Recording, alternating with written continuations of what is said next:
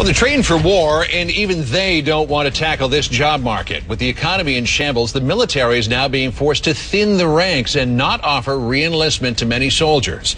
Pentagon correspondent Chris Lawrence joins us live this morning from Washington. Everybody, even the military, being hit by hard times. Chris?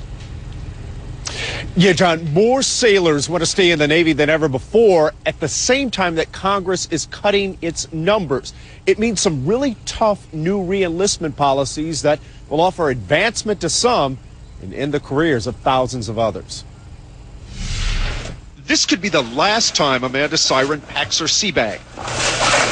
When they told me that I couldn't re-enlist, it was like a kick in the face. Siren works on aircraft weapons, but too many other sailors do the same thing. The single mom is coming to the end of her first tour, and her family tells her how bad the economy is. They want me to stay in the Navy so I don't get laid off as a civilian, but the Navy's laying me off as well. She's one of many sailors facing the military's rough new reality. Where we see individuals re-enlisting at greater than our required levels. It's the highest retention rate in 10 years. While private companies cut workers, some Navy jobs have double the needed personnel. And at one level, machinist mates are 389% overmanned.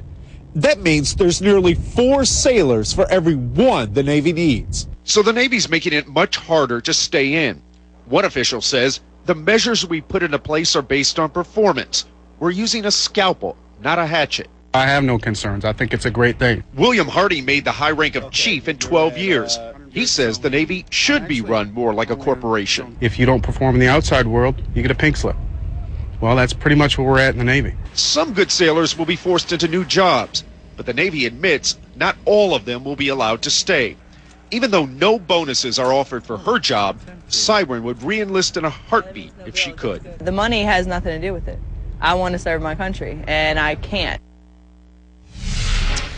And about 3,000 sailors will have to go this year, and Congress has ordered the Navy to reduce its force by another 3,000 soon. At the same time, Congress is adding troops to the Army and the Marines to fight those wars in Iraq and Afghanistan. John? So how might this with the Navy affect force readiness? Say it again? How might this with the Navy affect force readiness, the fact that they're not re-enlisting a lot of people? Well, what it is, John, is they have a certain number of people that are tasked to Iraq and Afghanistan that are pulled from all kinds of units. They were supposed to lose about 6,000 people this year, but because of their commitments in those wars, they were able to move some money around and at least keep 3,000 jobs, but they're still going to have to deal with that next year. All right. Chris Lawrence for us this morning. Chris, thanks so much.